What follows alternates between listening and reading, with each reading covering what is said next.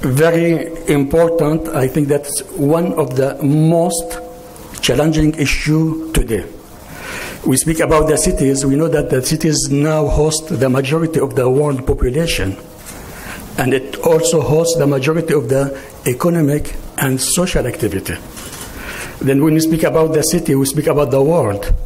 And we know that these cities faces today a lot of challenges. One of the questions that how we can beneficiate from the technology in order to improve the quality of life in the cities, and to focus mainly on citizens. When I visit some countries, I speak with the policymakers. They say that, okay, this concept of smart city is really interesting, but it's so complicated. It's not for us. It is for developed countries. And the question is that if I look to the need in the developing countries, and I look also to the advances now in the technology and to access of in the technology, I think that I believe that this technology will beneficiate mainly for developing countries. That's the focus of my presentation. It's the first time I make this presentation about this issue. In my presentation, I will try to answer 4 questions. One of the first questions concerns the main challenges in developing countries. The second one concerns the smart city concept. Try to understand what is this concept. The third one is why we have to implement this concept in developing countries. The fourth one concerns how we can implement this concept, and I'll try to present it through one example of implementation. Then begin with first question: what are the challenges in developing countries? One of the most important challenges concerns the population growth. We know in this figure, as you can see in the lower part, we have at the international level the rural population. In the upper part, we have the urban population. As you can see that we have in the following years very important increase in the urban population, and this increase is mainly in developing countries. Then we see that if we want to prepare the world of tomorrow for citizens, we have to work mainly in developing countries. So, some data, if I look to the situation within 15 years, tomorrow, we know that we will have nearly 2 billion of people in cities. Huge number. And we have to host all of this population in cities.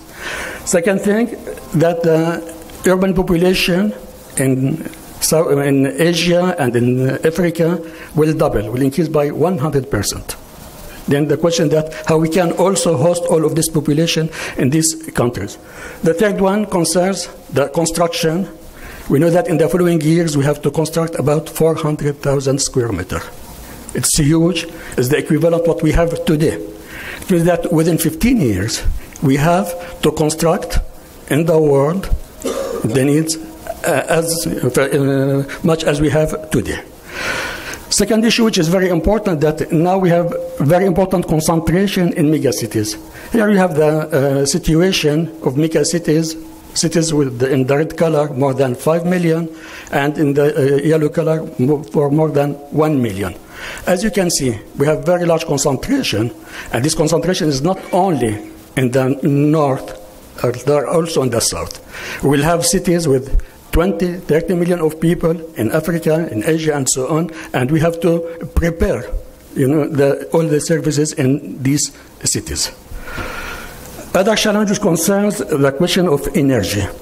As you can see in this figure, we have an increase of demand for the energy, and this increase concerns 2 areas. China continue to increase, and you said that the rest of the world. Where is the rest of the world? It's mainly in developing countries such as Africa and so on. Then we have to face this increased demand for the energy.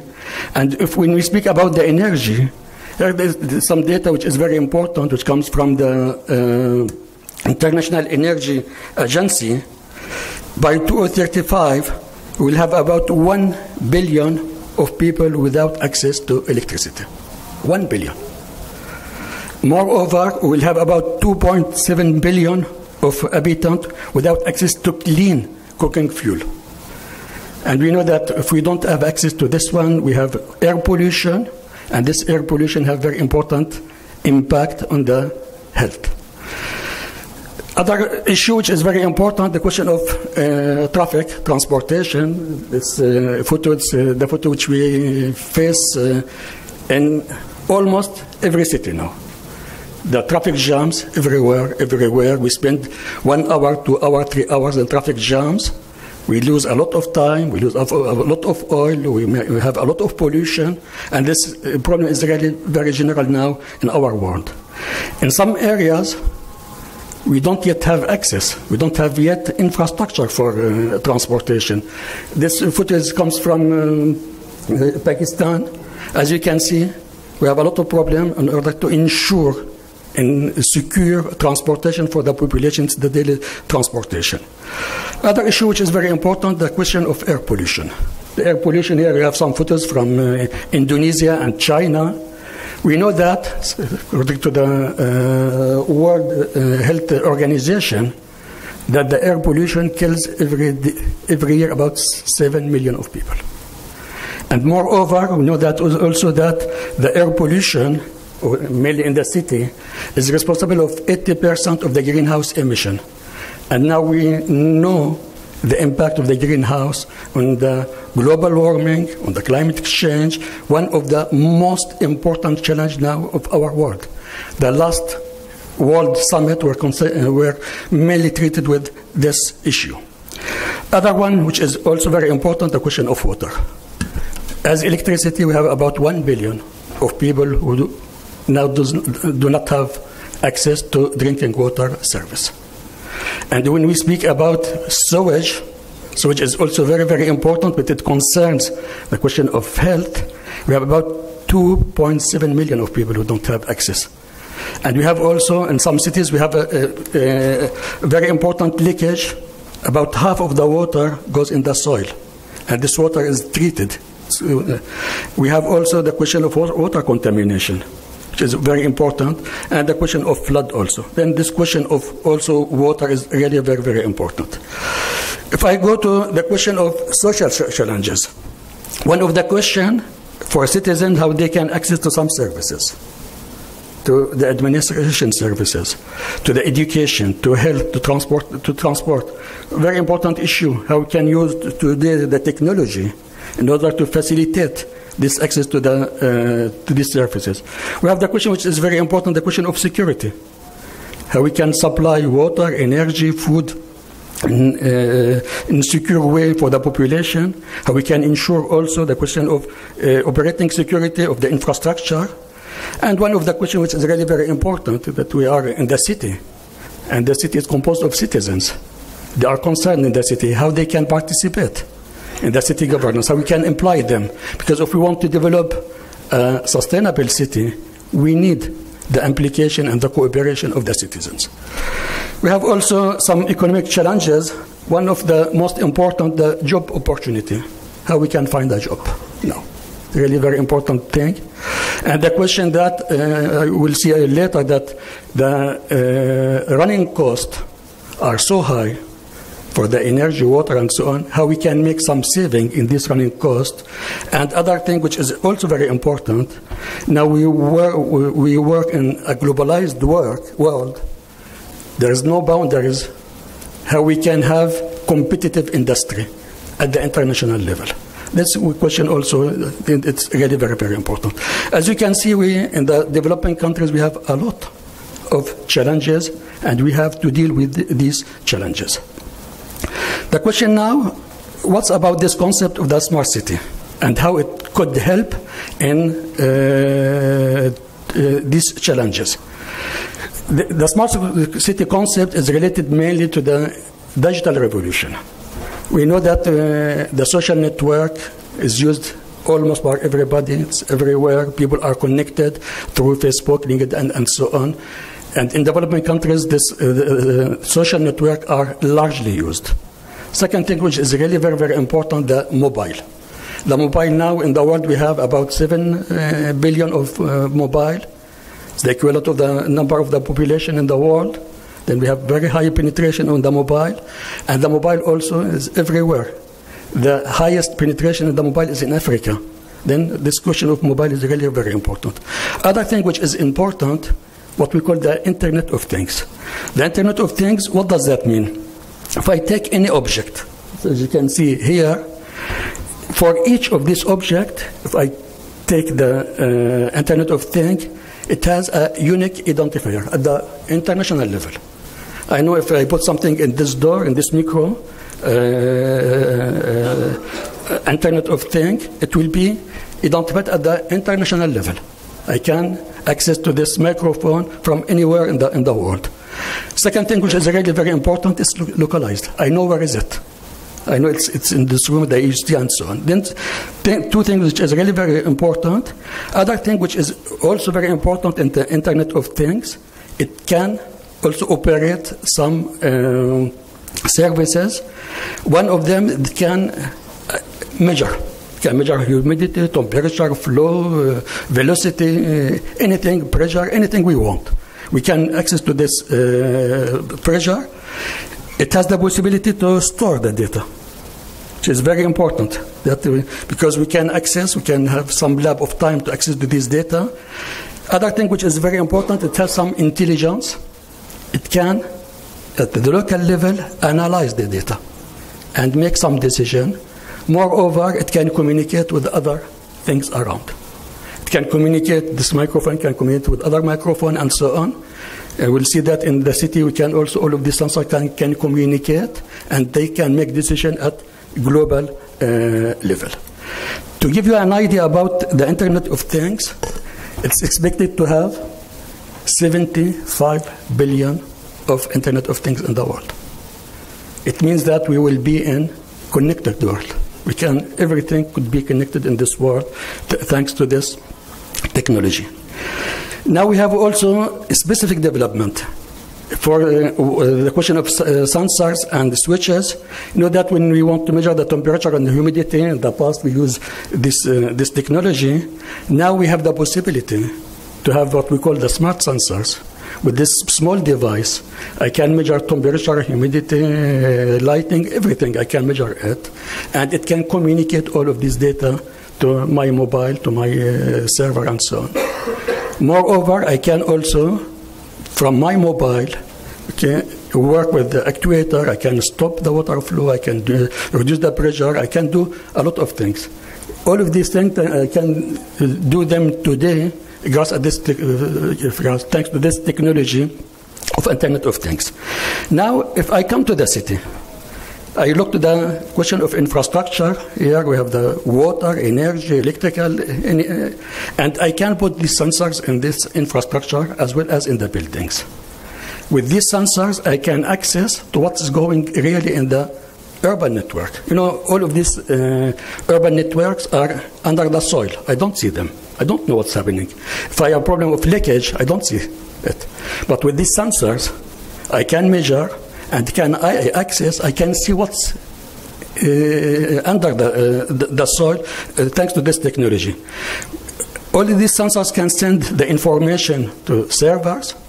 In these servers, we can analyze all this information based on historical information and real-time information, and I can detect any abnormal event. And I can send some information to this sensor to say, okay, now you have to stop, you have to reduce the light, and so on. Then that is something which is really very, very important. Other thing which is important, that thanks to the mobile, I can communicate also with people in the city in real time, and can know how do they feel, what they want, and so on. And all of this information, I can collect it. I can do something which is really very important also. All of this data, I can share it with other stakeholders, with the manager of the cities, with the manager of the campus, with the manager of the transportation, with the responsible of the electrical power, and so on. All of this information could be shared, could be discussed, and we can make what we call a smart governance. We can take global decision in order to improve the management of our city. But we have other things. When we are in the city, we can have access to other data. We can access to the weather, which is very, very important for the traffic, for the heating. We can also access to the pollution, to the traffic jams. We can access also to social networks. We can access also to some data which concerns education, health, and so on. All of these data could be collected and stored in the same place and could be analyzed.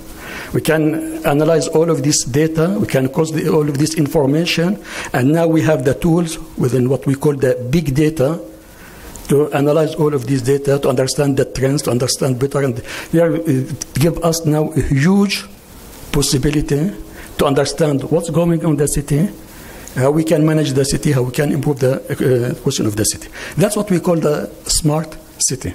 As you can, it is based mainly on monitoring, but not only monitoring. We have to communicate with the citizens. It's very, very important. And we have also to collect all of these data, which are also available, and to analyze all of these data on real time, but based also on all of the historical data. Now, what we can do with this technology, we can make what we call real-time monitoring. We can know what's going real time in the city, which is very, very important to understand what's going. What we can do also, if we have any abnormal event, we have problem of leakage, problem of contamination, we can make rapid action. It's immediate. We can stop water flow, we can reduce the electrical tension and so on. Then we can have this rapid action. We can also, we'll show you the example, what we call optimal management, but also, since we have communication with stakeholders, with citizens, we can also increase their implication, and we can look for some new services in the city. We have data, we have some needs and so on. We can develop, and now it's an area which is really very, very important. Why this technology is really very much a new one? Here you have the summary or the conclusion of a study which was conducted in 2011, really at the start of the smart grid technology. It's the conclusion of the Association of Electrical and Medical Imaging in the US. In this conclusion, what they say, that the smart grid is the solution we desperately need to solve many global energy problems. Like the printing press, automobile, and pulp before, the major innovation in the history, this technology will change the course of human history. It is changing the way we think about and interact with electrical system. Very important. I see that you are in the most advanced country, in the US, very important group. They make the analysis, say that, okay, this transformation is not a small transformation, it's very, very big transformation. And what we say what was said before in the electrical, now water companies says the same thing. District heating companies, they say the same thing. Companies who are in load of managing houses, buildings, and so on, they say the same thing. Then this conclusion now is shared with a lot of operators, a lot of people. Then as you can see, that it's really very, very important change and transformation in our society. In order to show you how it operates, I will focus on the electrical grid. This example is from the University of Lille, the example which I present after. Here we have the electrical grid at the campus. As you can see, we have the supply in the upper part, and after we have two branches, the right and the left, and where we have the green circle, the grid is open. It means that we have the supply from the right or from the left. Now, if I have a fault in my system, somewhere here to your right, what happens immediately? Immediately, we will isolate the zone of failure. We will close immediately the switch, and all the network will continue to work immediately, and it's only the small part where we have the failure which will be isolated. Before, this operation, which now takes some seconds, before it took about 1 day, because we have to, people have to go there, and they have to make the switch handily. Now all of this one is conducted really in real time. Second thing, when we speak about the question of optimal management, I take this example. I am in the city. As you know, in the city we have the place we consume the electrical power in buildings, but also in the public space. And in the new world, the sources of energy, it's not only the conventional source of energy, we have renewable energy. We have solar, we have the geothermal, and so on. Then the sources of energy now are multiple. And we have also the possibility, if the energy price is not so high, to store the energy. Now the development of electrical vehicle, we can use the electrical vehicle to store the energy. We can use the water heating to store the energy, and so on. Then we have two things: a part where we consume the energy, other part we have the offer of the energy, and the price of this energy is not the same. The most important question that if we are in the smart technology, all of these buildings are connected to the energy supply, and at each time I know what is the need and what is the offer in the market, and I can choose the optimal energy supply. It's very, very important. Before we cannot do it, because in this technology we can change the flow of energy. In the morning it could be in one direction, in the afternoon it could be in another direction. Okay. Thanks to this technology, as we can see, that we can use it in order to match the need and also the supply. Now, if I look for the market opportunity, here we have a study which was in the UK 2 years ago. They evaluated the market of the smart city to about $400 billion. 2 years ago. Last year, other estimation, it's about 3, 4, 5, because we speak about a market which is 1.5 trillion. In 2015, the market is higher. You know, the market in the smart city is huge because it concerns all the infrastructure, it concerns the buildings, and if we want to transform them, we have very, very huge market. Now, the question that why this concept should be implemented in developing countries. When I speak about smart city, which speak not only about the city, we can implement this technology in different level. We can implement it in the city, but we can implement it also in the district, in the campus, we can in the commercial center, in hospital, in airport, in port, everywhere.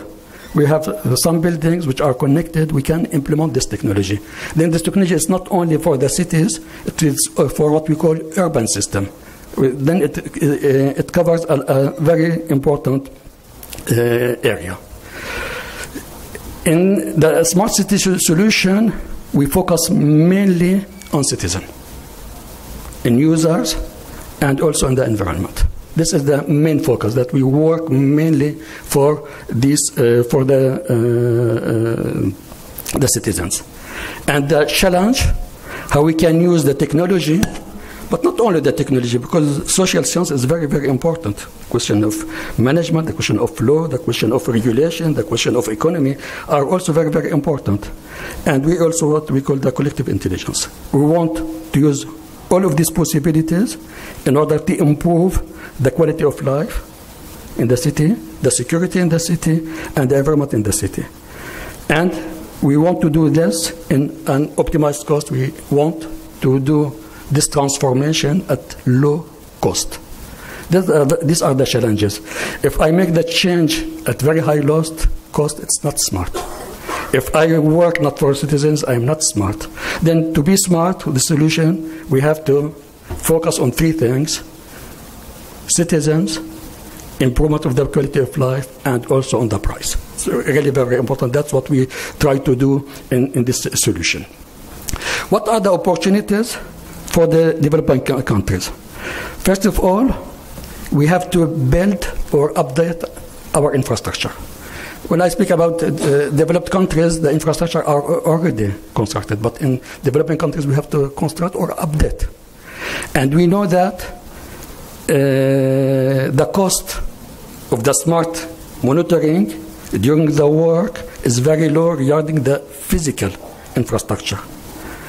It's really very, very low. Then the question of price during the construction is a secondary question. Second thing, which is really very, very important, if I use a smart design, I can reduce the cost of physical construction, because I will work in the beginning for the optimization of my physical infrastructure, then I can also reduce the cost of the physical infrastructure. No, two things. The cost is not very high. Moreover, I can reduce the cost of the infrastructure. Second thing, which is really very important, we should have what we call a global vision. It's the cost over the life cycle of the product, which is very, very important, because people think when they have a project only in the design and the construction cost, that okay, I want to optimize this cost, but they forget that for the structure we have the operating cost, the maintenance, we have also the impact of the environment and the recycling. Now we know that the price of the construction all over the cycle constitutes only half of the price. Half of the price. And I have another half of the price which I have to pay later. Then if I have smart technology, we can make saving during this half of the cycle of the product, I can make very, very important saving. Then this one is really very important, because people now have to think about the global price, not only the price of the construction. And for this, something which is very important in any system, the question how I use the system. The question of interaction with stakeholders. If I use the system in a bad manner, I will degrade it very quickly. If I use it in smart manner, I can gain in question of maintenance and so on. Then in the price, I also should include how the interaction between the people, between users, and also the infrastructure. This is something which is really very important. Then this smart technology will allow us to improve the asset management, because I know what's going on. It's digital. I can follow very easily my asset, and also it will reduce the running cost and maintenance cost, which is something which is very, very important. And we know now that the saving in the construction and running cost will largely fund the smart system. Then this question of the price, the cost of the smart system is not it's not a good question. If we look to the total project, we have other opportunities in developing countries.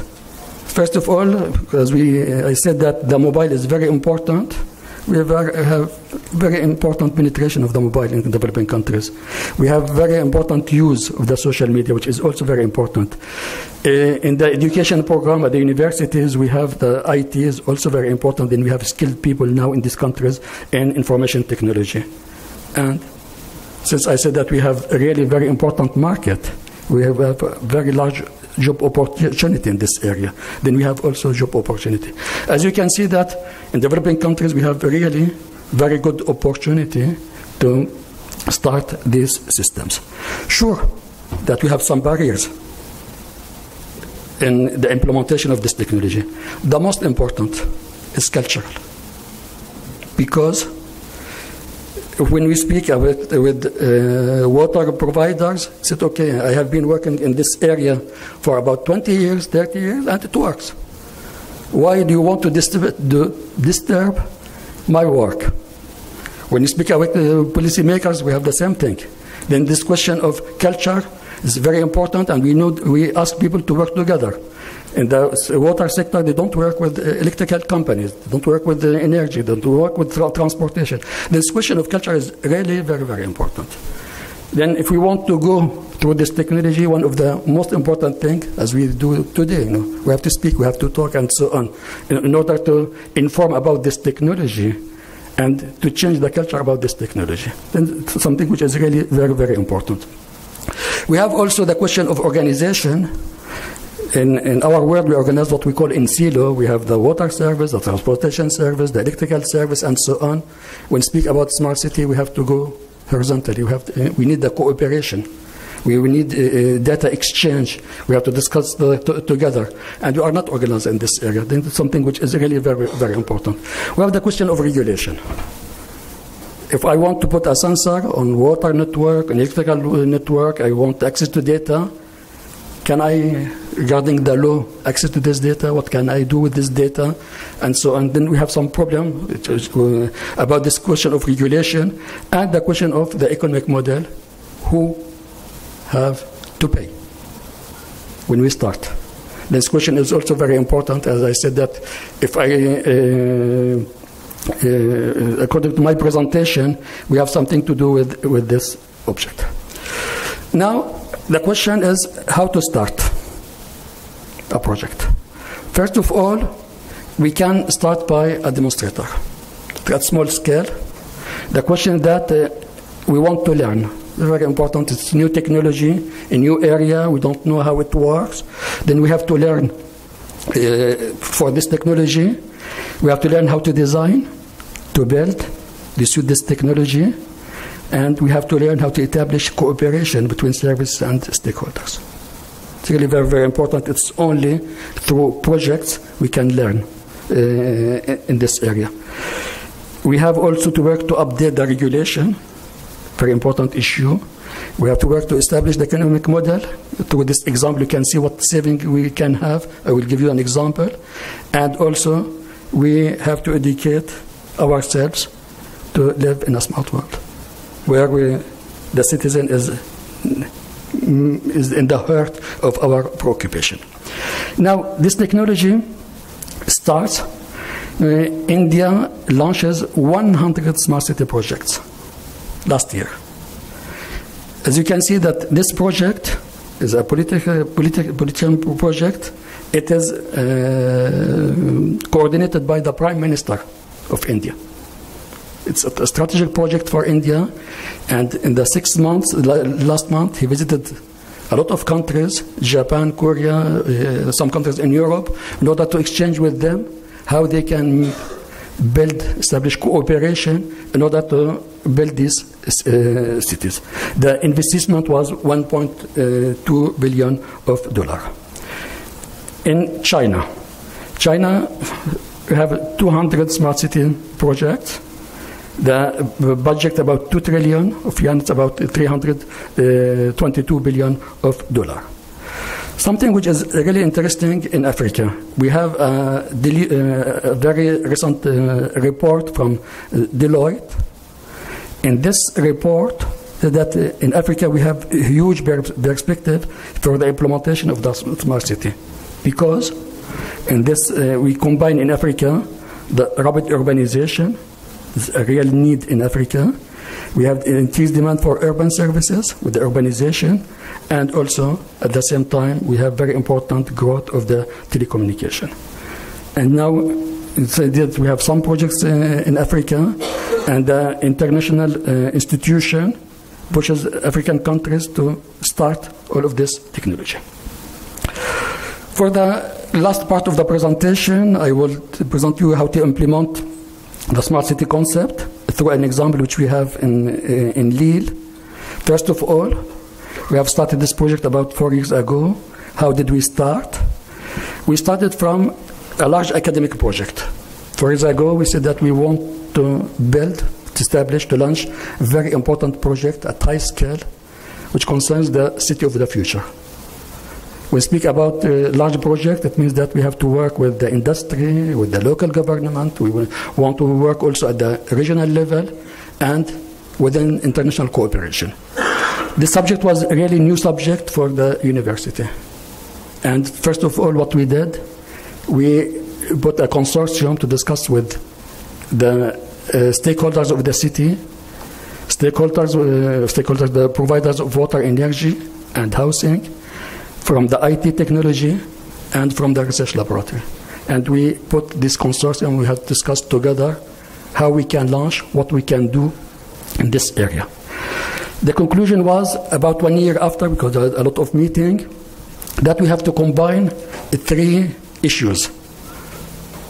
The city, which is a very important issue in north of France because of the high density.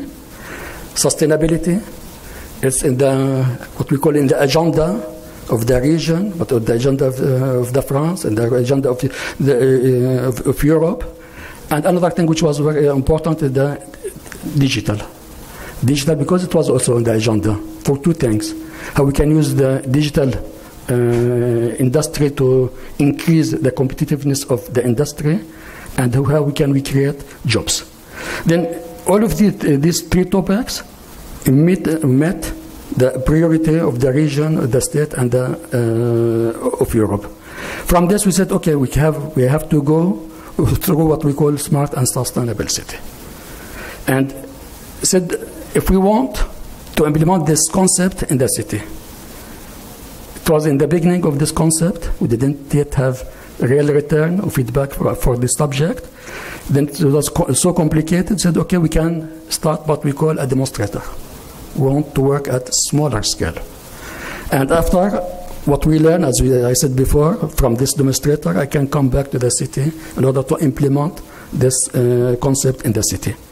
And for the demonstrator, we choose the scientific campus, which is really a small town. We have about 25,000 users, students and faculty members, 140 buildings. And in these buildings, the color gives the use of the buildings. We have residence for students, buildings for teaching, for the administration, for sport, and so on. Then we have a variety of construction. And the majority of the buildings which are in the red color was created at the beginning of the campus. They are about 50 years old. In the other colors, we have new buildings. Then we have also a variety of the buildings in terms of quality. Here we have some buildings, very old buildings, but also in new buildings. This thing was really very important. We have a variety in the usage, and we have also variety in buildings. Something which was really very interesting for us, we have at the campus all urban network. We have drinking water, sewage, district heating, gas, and so on. And all of these urban network belong to the university. Then can we go in this network, put our sensors, and can work on them. What we succeeded very quickly, I think this the major reason for the success of this project, to have this partnership. Very important partnership with the public, private, international level.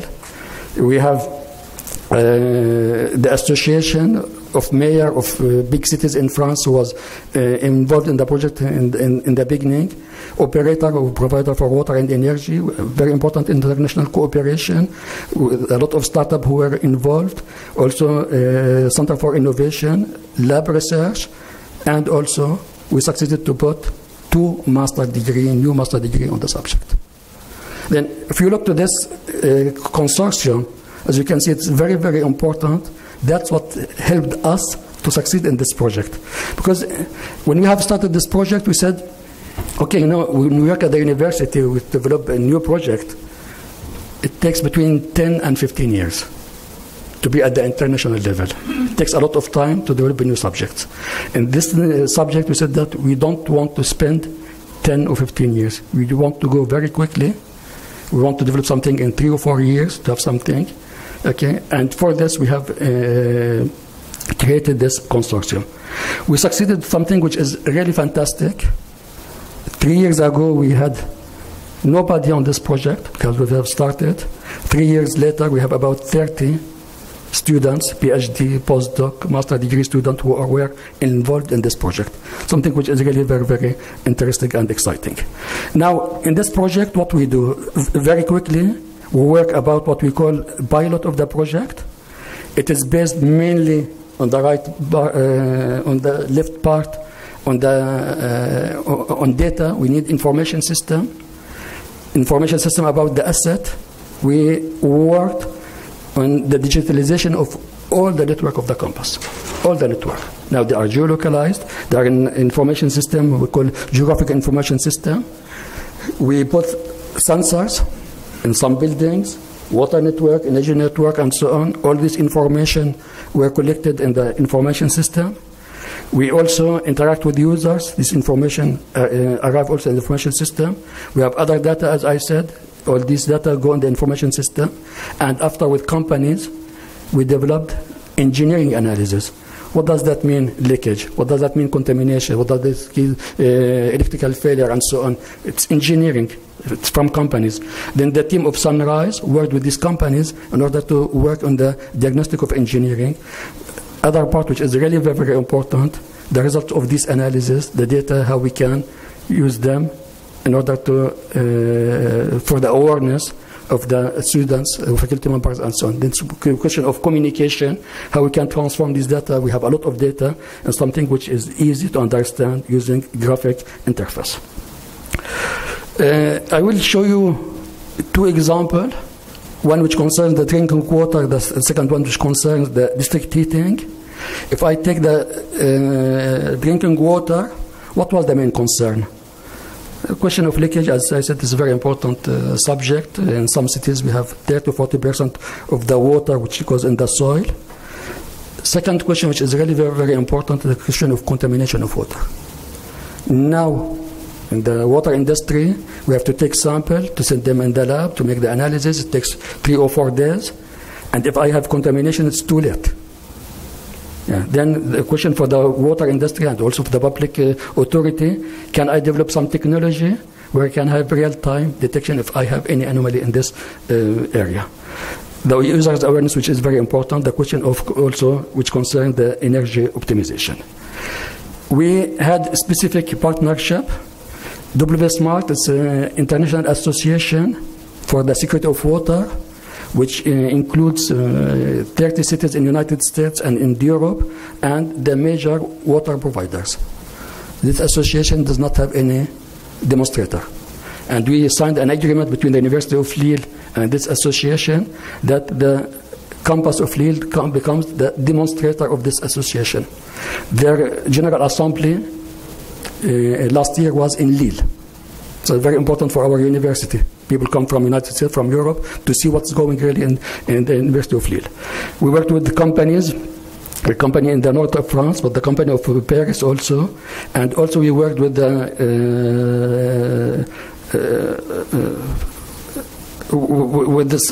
some association, again, which are really very important. KWR, it's a very big institute on water in Holland, it's Netherlands, one of the largest. And we got also a very big European project. Europe funded 4 demonstrators at the European level, one in Spain, second in London, the third one was in France, in Lille, this one, and the fourth one was in Netherlands. Then this project, 3 years later, became one of the main water demonstrator or smart water demonstrator in Europe. We have a lot of funds, which is something which is really interesting from Europe for this project. Now, concerning the water, we have about 16 kilometers of pipes. We have the fire hydrant, which is very important in the city. We have a lot of valves. We put some what we call automatic reading meters, and we also put some pressure cells. All of this was carried at in the campus. Here you can see the AMR, the automatic counter, which sends the information about water consumption. Here we have the devices to measure the pressure, real-time pressure. And concerning the data transfer, we have developed a specific system in the campus. We put 3 antennas in the campus, and all the transformation or the data transfer is conducted through this antenna. Then we had a specific or local data transfer system for the university. Here we have some measurement. We have the measurement of water consumption on all of these points every hour. Then we can follow what's going on all the buildings. And if you look to the right, it was the consumption during the weekend in a teaching building. And the one with the weekend, we had some consumption, which corresponded to water leakage. We can have an idea about the water consumption all over the campus. Here we have the photo in the weekend. As you can see, we have some red points. These points correspond to the residents. Other points which are the teaching. Then if we have any abnormal event, very quickly we can see what's going on and we can interact. The question of water quality, which is also very important.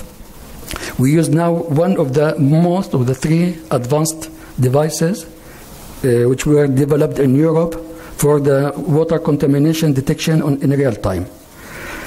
We don't yet have enough experience in this area. Then before to put them in the water network, we have developed a large pilot in which we have bought all of these devices and we can make contamination. We can send some contamination, we can send bacteria, we can send chemical contamination, and we can see what is the response of this material in very difficult condition. Here you have the response of one of this material for the injection of contamination. As you can see that we have very good response. Here we have another response which corresponds to the contamination by bacteria. As you can see also we have some event. We know that there's something which is wrong. We continue this work for the qualification of these devices, and then we will put them in our system. Second issue which concerns the district heating. Here we have the concern mainly for buildings to have a database diagnostic to reduce the energy losses, which could be at the primary or in secondary network. And we want also to develop something which is match the production with the demand, and also the question of user awareness.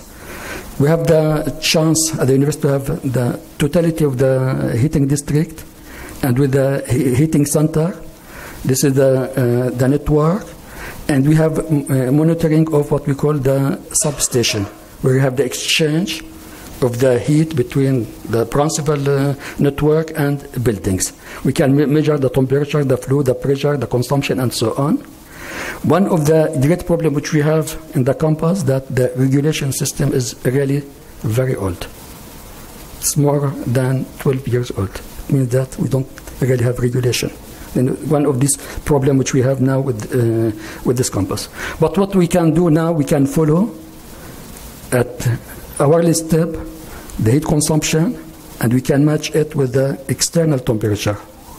We can collect all of this data, and we can build what we call, which is very important in the heating industry, the heating curve, the relationship between the heating consumption and the external temperature. And from this curve, we can see if we really have a problem with the regulation of the building or not. And this curve was constructed for all the buildings of the university. From this analysis, we have shown that